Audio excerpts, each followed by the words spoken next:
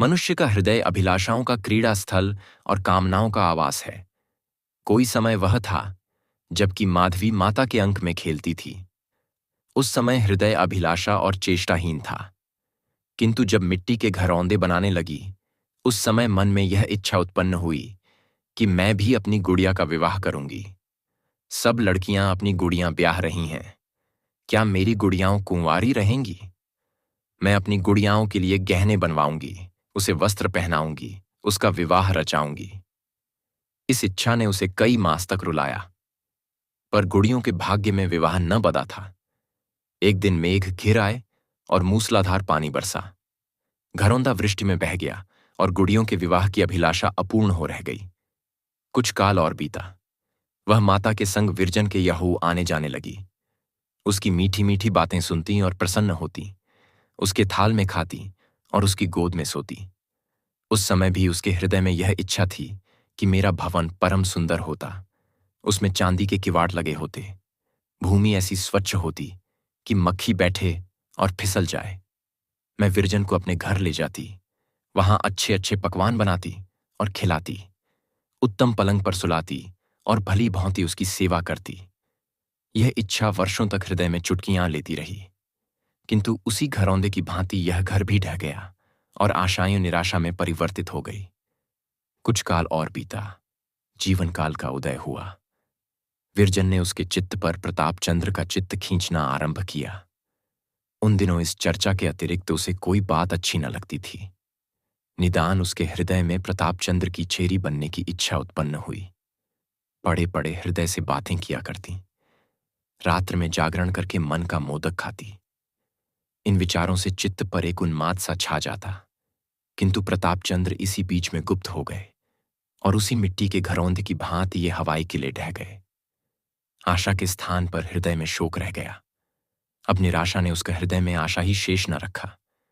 वह देवताओं की उपासना करने लगी, व्रत रखने लगी कि प्रतापचंद्र पर समय की कुदृष्टि न पड़ने पाए। इस प्रकार अपने जीवन के कई वर्ष उसने तपस्विनी बनकर व्यतीत किए, कल्पित प्रेम के उल्लास में चूर होती। किंतु आज तपस्विनी का व्रत टूट गया। मन में नूतन अभिलाषाओं ने सिर उठाया। 10 वर्ष की तपस्या एक क्षण में भंग हो गई।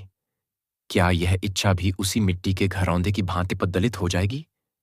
आज जब से माधवी ने बालाजी की आरती उतारी है, उसके आंसू नहीं रुके। सारा दिन बीत गया। एक एक करके तार निकलने लगे। सूर्य थक कर छिप गए और पक्षीगण घोंसलों में विश्राम करने लगे, किंतु माधवी के नेत्र नहीं थके। वह सोचती है कि हाय, क्या मैं इसी प्रकार रोने के लिए बनाई गई हूं? मैं कभी हंसी भी थी जिसके कारण इतना रोती हूं? हाय, रोते रोते आधी आयु बीत गई। क्या शेष भी इसी प्रकार बीतेगी? क्या मेरे जीवन में एक दिन भी ऐसा न आएगा जिसे स्मरण करके संतोष हो कि मैंने भी कभी सुदिन देखे थे? आज के पहले माधवी कभी ऐसे नैराश्य पीड़ित और छिन्न हृदया नहीं हुई थी। वह अपने कल्पित प्रेम में निमग्न थी। आज उसके हृदय में नवीन अभिलाषाएं उत्पन्न हुई हैं। अश्रु उन्हीं के प्रेरित है। जो हृदय 16 वर्ष तक आशाओं का आवास रहा हो, वही इस समय माधवी की भावनाओं का अनुमान कर सकता है। सुवामा के हृदय में नवीन इच्छाओं ने सिर उठाया है। जब तक बालजी को न देखा था, तब तक उसकी सबसे बड़ी अभिलाषा यह थी कि वह उन्हें आंखें भरकर देखती और हृदय शीतल कर लेती। आज जब आंखें भर देख लिया तो कुछ और देखने की अच्छा उत्पन्न हुई। शोक। वह इच्छा उत्पन्न हुई माधवी के घरौंदे की भांति मिट्टी में मिल जाने के लिए। आज सुवामा, विरजन और बालाजी में सायंकाल तक बातें होती रहीं। बालाजी ने अपने अनुभवों का वर्णन किया, सुवामा ने अपनी राम कहानी सुनाई और विरजन ने कहा, थोड़ा किंतु सुना बहुत। मुंशी संजीवन लाल के सन्यास का समाचार पाकर दोनों रोईं। जब दीपक जलने का समय आ पहुंचा तो बालाजी गंगा की ओर संध्या करने चले और सुवामा भोजन बनाने बैठी। आज बहुत दिनों के पश्चात सुवामा मन लगाकर भोजन बना रही थी। दोनों बात करने लगीं। सुवामा बेटी, मेरी यह हार्दिक अभिलाषा थी कि मेरा लड़का संसार में प्रतिष्ठित हो और ईश्वर ने मेरी लालसा पूरी कर दी। प्रताप ने पिता और कुल का नाम उज्ज्वल कर दिया। आज जब प्रातःकाल मेरे स्वामी जी की जय सुनाई जा रही थी तो मेरा हृदय उमड़ उमड़ आया था। मैं केवल इतना चाहती हूं कि वे यह वैराग्य त्याग दें। देश का उपकार करने से मैं उन्हें नहीं रोकती। मैंने तो देवी जी से यही वरदान मांगा था, परंतु उन्हें सन्यासी के वेश में देखकर मेरा हृदय विदीर्ण हुआ जाता है। विरजन सुवामा का अभिप्राय समझ गई। बोली, चाची, यह बात तो मेरे चित्त में पहले ही से जमी हुई है। अवसर पाते ही अवश्य छेड़ूंगी। सुवामा, अवसर तो कदाचित ही मिले, इसका कौन ठिकान। अभी जी में आए, कहीं चल दें। सुनती हूं सोटा हाथ में लिए अकेले वनों में घूमते हैं। मुझसे अब बेचारी माधवी की दशा नहीं देखी जाती। उसे देखती हूं तो जैसे कोई मेरे हृदय को मसोसने लगता है। मैंने बहुतेरी स्त्रियां देखीं और अनेक का वृत्तांत पुस्तकों में पढ़ा, किंतु ऐसा प्रेम कहीं नहीं देखा। बेचारी ने आधी आयु रो रो कर काट दी और कभी मुख न मैला किया। मैंने कभी उसे रोते नहीं देखा, परंतु रोने वाले नेत्र और हंसने वाले मुख छिपे नहीं रहते। मुझे ऐसी ही पुत्रवधू की लालसा थी, सो भी ईश्वर ने पूर्ण कर दी। तुमसे सत्य कहती हूं, मैं उसे पुत्रवधू समझती हूं। आज से नहीं, वर्षों से। ब्रजरानी, आज उसे सारे दिन रोते ही बीता। बहुत उदास दिखाई देती है। सुवामा, तो आज ही इसकी चर्चा छेड़ो। ऐसा न हो कि कल किसी और प्रस्थान कर दे, तो फिर एक युग प्रतीक्षा करनी पड़े। वृजरानी, सोचकर चर्चा करने को तो मैं करूं, किंतु माधवी स्वयं जिस उत्तमता के साथ यह कार्य कर सकती है, कोई दूसरा नहीं कर सकता। सुवामा, वह बेचारी मुख से क्या कहेगी। वृजरानी, उसके नेत्र सारी कथा कह देंगे। सुवामा, लल्लू अपने मन में क्या कहेंगे। वृजरानी, कहेंगे क्या, यह तुम्हारा भ्रम है जो तुम उसे कुंवारी समझ रही हो। वह प्रताप चंद्र की पत्नी बन चुकी। ईश्वर के यहां उसका विवाह उनसे हो चुका। यदि ऐसा न होता तो क्या जगत में पुरुष न थे। माधवी जैसी स्त्री को कौन नेत्रों में न स्थान देगा। उसने अपना आधा यौवन व्यर्थ रो रो कर बिताया है। उसने आज तक ध्यान में भी किसी अन्य पुरुष को स्थान नहीं दिया। 12 वर्ष से तपस्विनी का जीवन व्यतीत कर रही है। वह पलंग पर नहीं सोई, कोई रंगीन वस्त्र नहीं पहना, केश तक नहीं गूंथाए। क्या इन व्यवहारों से नहीं सिद्ध होता कि माधवी का विवाह हो चुका। हृदय का मिलाप सच्चा विवाह है। सिंदूर का टीका, ग्रंथिबंधन और भामवर, ये सब संसार के ढकोसले हैं। सुवामा, अच्छा, जैसा उचित समझो करो। मैं केवल जग हंसाई से डरती हूं। रात को 9 बजे थे। आकाश पर तारे छिटके हुए थे। माधवी वाटिका में अकेली किंतु अति दूर है। क्या कोई वहां तक पहुंच सकता है। क्या मेरी आशाएं भी उन्हीं नक्षत्रों की भांति हैं। इतने में विरजन ने उसका हाथ पकड़कर हिलाया। माधवी चौंक पड़ी। विरजन, अंधेरे में बैठी क्या कर रही है। माधवी, कुछ नहीं, तो तारों को देख रही हूं। वे कैसे सुहावने लगते हैं, किंतु मिल नहीं सकते। विरजन के कलेजे में बर्छी सी लग गई। धीरज धरकर बोली, यह तारे गिनने का समय नहीं है। जिस अतिथि के लिए आज भोर से ही फूली नहीं समाती थी, क्या इसी प्रकार उसकी अतिथि सेवा करेगी। माधवी, मैं ऐसे अतिथि की सेवा के योग्य कब हूं। विरजन, अच्छा, यहां से उठो तो मैं अतिथि सेवा की रीति बताऊं। दोनों भीतर आईं। सुवामा भोजन बना चुकी थी।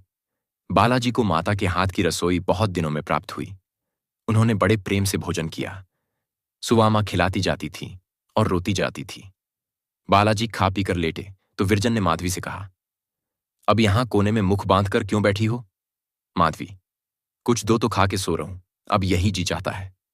विरजन, माधवी, ऐसी निराश ना हो। क्या इतने दिनों का व्रत एक दिन में भंग कर देगी। माधवी उठी, परंतु उसका मन बैठा जाता था, जैसे मेघों की काली काली घटाएं उठती हैं और ऐसा प्रतीत होता है कि अब जल थल एक हो जाएगा, परंतु अचानक पछुआ वायु चलने के कारण सारी घटा काई की भांति फट जाती है। उसी प्रकार इस समय माधवी की गति हो रही है। वह शुभ दिन देखने की लालसा उसके मन में बहुत दिनों से थी। कभी वह दिन भी आएगा जबकि मैं उसके दर्शन पाऊंगी और उनकी अमृतवाणी से श्रवण तृप्त करूंगी। इस दिन के लिए उसने मान्याएं कैसी मानी थी। इस दिन के ध्यान से ही उसका हृदय कैसा खिला उठता था। आज भोर ही से माधवी बहुत प्रसन्न थी। उसने बड़े उत्साह से फूलों का हार गूंथा था। सैकड़ों कांटे हाथ में चुभा लिए। उन्मत्त की भांति गिर गिर पड़ती थी। यह सब हर्ष और उमंग इसीलिए तो था कि आज वह शुभ दिन आ गया। आज वह दिन आ गया जिसकी ओर चिरकाल से आंखें लगी हुई थीं। वह समय भी अब स्मरण नहीं, जब यह अभिलाषा मन में नहीं, जब यह अभिलाषा मन में न रही हो। परंतु इस समय माधवी के हृदय की वह गाते नहीं है। आनंद की भी सीमा होती है। कदाचित वह माधवी के आनंद की सीमा थी, जब वह वाटिका में झूम झूम कर फूलों से आंचल भर रही थी। जिसने कभी सुख का स्वाद ही न चखा हो, उसके लिए इतना ही आनंद बहुत है। वह बेचारी इससे अधिक आनंद का भार नहीं संभाल सकती। जिन अधरों पर कभी हंसी आती ही नहीं, उनकी मुस्कान ही हंसी है। तुम ऐसों से अधिक हंसी की आशा क्यों करते हो? माधवी बालाजी की ओर, परंतु इस प्रकार नहीं जैसे एक नवेली बहू आशाओं से भरी हुई श्रृंगार किए अपने पति के पास जाती है। वही घर था जिसे वह अपने देवता का मंदिर समझती थी। जब वह मंदिर शून्य था, तब वह आकर आंसुओं के पुष्प चढ़ाती थी। आज जब देवता ने वास किया है, तो वह क्यों इस प्रकार मचल मचल कर आ रही है? रात्रि भली भांति आर्द्र हो चुकी थी। सड़क पर घंटों के शब्द सुनाई दे रहे थे। माधवी दबे पांव बालाजी के कमरे के द्वार तक गई। उसका हृदय धड़क रहा था। भीतर जाने का साहस न हुआ, मानो किसी ने पैर पकड़ लिए। उल्टे पांव फिर आई और पृथ्वी पर बैठकर रोने लगी। उसके चित्त ने कहा, माधवी, यह बड़ी लज्जा की बात है। बालाजी की चेरी सही, माना कि तुझे उनसे प्रेम है, किंतु तू उसकी स्त्री नहीं है। तुझे इस समय उनके गृह में रहना उचित नहीं है। तेरा प्रेम तुझे उनकी पत्नी नहीं बना सकता। प्रेम और वस्तु है, और सुहाग और वस्तु है। प्रेम चित्त की प्रवृत्ति है, और ब्याह एक पवित्र धर्म है। तब माधवी को एक विवाह का स्मरण हो आया। वर ने भरी सभा में पत्नी की बांह पकड़ी थी और कहा था कि इस स्त्री को मैं अपने गृह की स्वामिनी और अपने मन की देवी समझता रहूंगा। इस सभा के लोग, आकाश, अग्नि और देवता इसके साक्षी रहे। हाँ, ये कैसे शुभ शब्द है। मुझे कभी ऐसे शब्द सुनने का मौका प्राप्त न हुआ। मैं न अग्नि को अपना साक्षी बना सकती हूं, न देवताओं को और न आकाश ही को, परंतु है अग्नि, है आकाश के तारों, और हे देवलोकवासियों, तुम साक्षी रहना कि माधवी ने बालाजी की पवित्र मूर्ति को हृदय में स्थान दिया, किंतु किसी निकृष्ट विचार को हृदय में न आने दिया। यदि मैंने घर के भीतर पैर रखा हो तो है अग्नि, तुम मुझे अभी जलाकर भस्म कर दो। हे आकाश, यदि तुमने अपने अनेक नेत्रों से मुझे गृह में जाते देखा, तो इसी क्षण मेरे ऊपर इंद्र का वज्र गिरा दो। माधवी कुछ काल तक इसी विचार में मग्न बैठी रही। अचानक उसके कान में भक भक की ध्वनि आई। उसने चौंक कर देखा तो बालाजी का कमरा अधिक प्रकाशित हो गया था, और प्रकाश खिड़कियों से बाहर निकलकर आंगन में फैल रहा था। माधवी के पांव तले से मिट्टी निकल गई। ध्यान आया कि मेज पर लैंप भभक उठा। वायु की भांति वह बालाजी के कमरे में घुसी। देखा तो लैंप फटक पृथ्वी पर गिर पड़ा है, और भूतल के बिछावन में तेल फैल जाने के कारण आग लग गई है। दूसरे किनारे पर बालाजी सुख से सो रहे थे। अभी तक उनकी निद्रा न खुली थी। उन्होंने कालीन समेटकर एक कोने में रख दिया था। विद्युत की भांति लपक कर माधवी ने वह कालीन उठा लिया और भभकती हुई ज्वाला के ऊपर गिरा दिया। धमाके का शब्द हुआ तो बालाजी ने चौंक कर आंखें खोलीं। घर में धुआं भरा था और चतुर्दिक तेल की दुर्गंध फैली हुई थी। इसका कारण वह समझ गए। बोले, कुशल हुआ, नहीं तो कमरे में आग लग गई थी। माधवी, जी हां, यह लैंप गिर पड़ा था। बालाजी, तुम बड़े अवसर से आ पहुंची। माधवी, मैं यहीं बाहर बैठी हुई थी। बालाजी, तुमको बड़ा कष्ट हुआ, अब जाकर शयन करो, रात बहुत हो गई है। माधवी, चली जाऊंगी, शयन तो नित्य ही करना है, या अवसर न जाने फिर कब आए। माधवी की बातों से अपूर्व करुणा भरी थी। बालाजी ने उसकी ओर ध्यानपूर्वक देखा। जब उन्होंने पहले माधवी को देखा था, उस समय वह एक खिलती हुई कली थी, और आज वह एक मुरझाया हुआ पुष्प है। न मुख पर सौंदर्य था, न नेत्रों में आनंद की झलक, न मांग में सुहाग का संचार था, न माथे पर सिंदूर का टीका। शरीर में आभूषणों का चिन्ह भी न था। बालाजी ने अनुमान से जाना कि विधाता ने ठीक तरुणावस्था में इस दुखिया का सुहाग हरण किया है। परम उदास होकर बोले, क्यों माधवी, तुम्हारा तो विवाह हो गया है ना? माधवी के कलेज में कटारी चुभ गई। सजल नेत्र होकर बोली, हां, हो गया है। बालाजी, और तुम्हार पति? माधवी, उन्हें मेरी कुछ सुध ही नहीं। उनका विवाह मुझसे नहीं हुआ। बालाजी विस्मित होकर बोले, तुम्हारा पति करता क्या है? माधवी, देश की सेवा। बालाजी की आंखों के सामने से एक पर्दा सा हट गया। वे माधवी का मनोरथ जान गए और बोले, माधवी, इस विवाह को कितने दिन हुए? बालाजी के नेत्र सजल हो गए और मुख पर जातीयता के मद का उन्माद सा छा गया। भारत माता, आज इस पतितावस्था में भी तुम्हारे अंक में ऐसी ऐसी देवियां खेल रही हैं जो एक भावना पर अपने यौवन और जीवन की आशाएं समर्पण कर सकती है। बोले, ऐसे पति को तुम त्याग क्यों नहीं देती? माधवी ने बालाजी की ओर अभिमान से देखा और कहा, स्वामी जी, आप अपने मुख से ऐसे कहें। मैं आर्यबाला हूं। मैंने गांधारी और सावित्री के कुल में जन्म लिया है। जिसे एक बार मन में अपना पति मान चुकी उसे नहीं त्याग सकती। यदि मेरी आयु इसी प्रकार रोते रोते कट जाए तो भी अपने पति की ओर से मुझे कुछ भी खेद न होगा। जब तक मेरे शरीर में प्राण रहेगा मैं ईश्वर से उनका हित चाहती रहूंगी। मेरे लिए यही क्या कमक है जो ऐसे महात्मा के प्रेम ने मेरे हृदय में निवास किया है।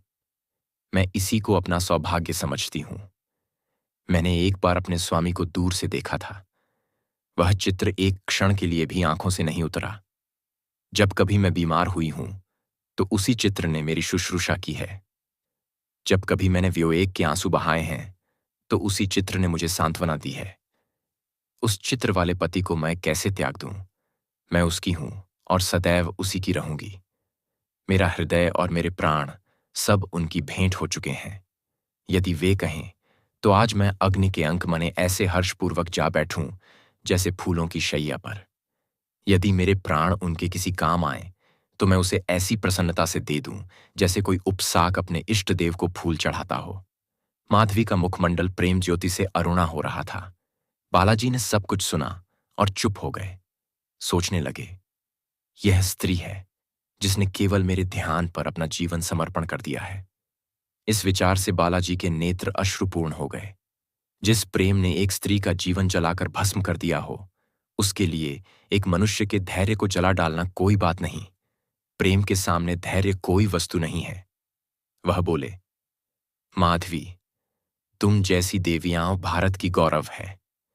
मैं बड़ा भाग्यवान हूं कि तुम्हारे प्रेम जैसी अनमोल वस्तु इस प्रकार मेरे हाथ आ रही है। यदि तुमने मेरे लिए योगिनी बनना स्वीकार किया है तो मैं भी तुम्हारे लिए इस सन्यास और वैराग्य का त्याग कर सकता हूं जिसके लिए तुमने अपने को मिटा दिया है। वह तुम्हारे लिए बड़ा से बड़ा बलिदान करने से भी नहीं हिचकिचाएगा। माधवी इसके लिए पहले ही से प्रस्तुत थी। तुरंत बोली, स्वामी जी, मैं परम अबला और बुद्धिहीन स्त्री हूं, परंतु मैं आपको विश्वास दिलाती हूं कि निज विलास का ध्यान आज तक एक पल के लिए भी मेरे मन में नहीं आया। यदि आपने यह विचार किया कि मेरे प्रेम का उद्देश्य केवल यह कि आपके चरणों में सांसारिक बंधनों की बेड़ियां डाल दूं, तो हाथ जोड़कर आपने इसका तत्व नहीं समझा। मेरे प्रेम का उद्देश्य वही था जो आज मुझे प्राप्त हो गया। आज का दिन मेरे जीवन का सबसे शुभ दिन है। आज मैं अपने प्राणनाथ के सम्मुख खड़ी हूं और अपने कानों से उनकी अमृतमयी वाणी सुन रही हूं। स्वामी जी, मुझे आशा न थी कि इस जीवन में मुझे यह दिन देखने का सौभाग्य होगा।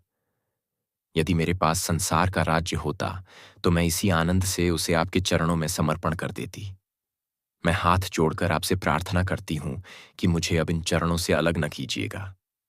मैं संन्यास ले लूंगी और आपके संग रहूंगी। वैरागिनी बनूंगी, भभूति रमाऊंगी, परंतु आपका संग न छोड़ूंगी। प्राणनाथ, मैंने बहुत दुख सहे हैं, अब यह जलन नहीं सही जाती। ये कहते कहते माधवी का कंठ रूंध गया और आंखों से प्रेम की धारा बहने लगी। उससे वहां न बैठा गया। उठकर प्रणाम किया और विरजन के पास आकर बैठ गई। विरजरानी ने उसे गले लगा लिया और पूछा, क्या बातचीत हुई? माधवी, जो तुम चाहती थी। विरजरानी, सच क्या बोले? माधवी, यह न बताऊंगी। विरजरानी को मानो पड़ा हुआ धन मिल गया। बोली, ईश्वर ने बहुत दिनों में मेरा मनोरथ पूरा किया। मैं अपने यहां से विवाह करूंगी। माधवी नैराश्य भाव से मुस्कुराई। विरजन ने कंपित स्वर से कहा, हमको भूल तो न जाएगी? उसकी आंखों से आंसू बहने लगे। फिर वह स्वर संभाल कर बोली, हमसे तू बिछुड़ जाएगी। माधवी, मैं तुम्हें छोड़कर कहीं ना जाऊंगी। विरजन, चल, बातें ना बना। माधवी, देख लेना। विरजन, देखा है जोड़ा कैसा पहनेगी? माधवी, उज्ज्वल जैसे बगुले का पर। विरजन, सुहाग का जोड़ा केसरिया रंग का होता है। माधवी, मेरा श्वेत रहेगा। विरजन, तुझे चंद्रहार बहुत भाता था, मैं अपना दे दूंगी। माधवी, हार के स्थान पर कंठी दे देना। विरजन, कैसी बातें कर रही हैं? माधवी, अपने श्रृंगार की। विरजन, तेरी बातें समझ में नहीं आती। तू इस समय इतनी उदास क्यों है? तूने इस रत्न के लिए कैसी कैसी तपस्याएं की, कैसा कैसा योग साधा, कैसे कैसे व्रत किए, और तुझे जब वह रत्न मिल गया तो हर्षित नहीं देख पड़ती। माधवी, तुम विवाह की बातचीत करती हो, इससे मुझे दो ऐख होता है। विरजन, यह तो प्रसन्न होने की बात है। माधवी, बहन, मेरे भाग्य में प्रसन्नता लिखी ही नहीं। जो पक्षी बादलों में घोंसला बनाना चाहता है वह सर्वदा डालियों पर रहता है। मैंने निर्णय कर लिया है कि जीवन की यह शेष समय इसी प्रकार प्रेम का सपना देखने में काट दूंगी।